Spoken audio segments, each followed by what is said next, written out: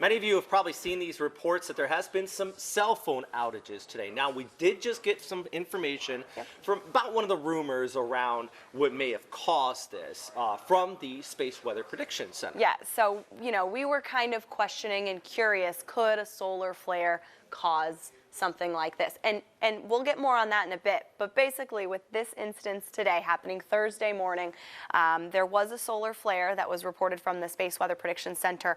However, and I'm reading from their email that they just sent us here at First Coast News saying that this outage appears to be a coincidence, not connected to the X-class solar flares. So they are going to be sending some further information and a full statement on this, because there's a lot of buzz on social, people saying that possibly the cellular outage and the solar flare that happened around 4:30 this morning is connected, and it's a coincidence at this point, according to the Space Weather Prediction Center. And the reason why we kind of raise alarms about it, because in the past we have seen how solar flares can impact communications. Exactly.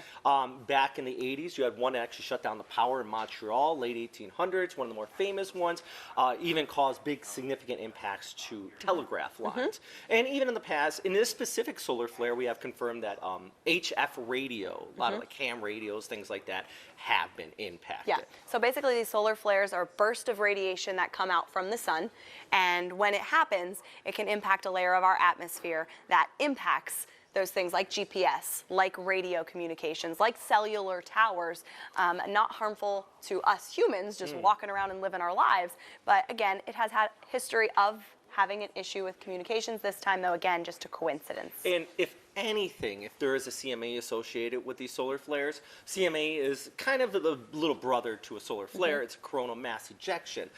You could get enhanced auroras in some of those higher latitudes. Yep, and the auroras being those beautiful light shows that we don't often ever get here in Jacksonville, really, higher in the northern latitudes. So the last time we did see it in Jacksonville was the early 40s. It was during the war, and it was called the Aurora Blitz, because a lot of people this far south never seen an aurora before. Right. It's before the internet, obviously. So if you know there's a war going on in Europe and you see glowing lights in the sky, what do you think? Yeah, they thought Germany was attacking. Right. So that was the last time we've seen it here. It's very rare, but at least at this time, I think the big takeaway is that the Space Weather Prediction Center is saying that these two are not connected. Yeah. So if you have AT&T, you have Verizon, you have any other cellular device that is having any service disruption today, just a coincidence that there was a solar flare, again, according to the Space Weather Prediction Center. And this is being recorded right around the noon hour on Thursday, morning, afternoon, so we'll continue to keep you updated. Yeah, more information is coming in, so be sure to continue to check at firstcoastnews.com. We'll keep you updated.